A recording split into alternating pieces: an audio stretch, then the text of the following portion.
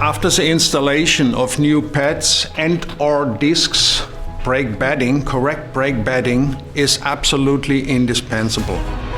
And this brake bedding procedure consists of two phases. The first phase really is to get a perfect contact pattern between pad and disc.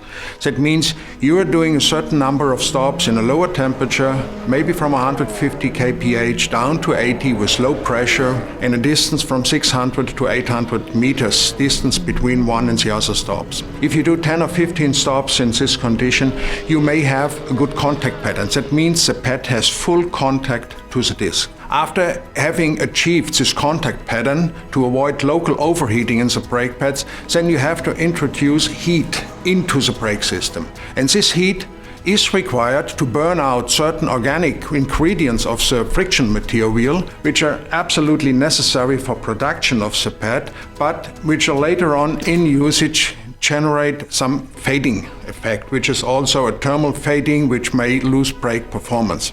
With the introduction of the heat into the pads, which should be done again with stops from higher speed down to a low speed, down to almost down to zero, 5 to 6 stops, getting temperatures up to 500 and 600 C, and then cool the brake down again.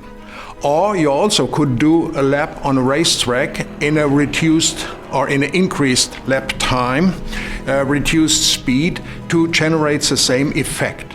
However, after this first heat introduction of the pad, the brake should cool down again before later usage. And after this, you have a perfect bedded brake which is ready for usage. Even better way, however, is doing it on a test bench, on a so-called dynamometer.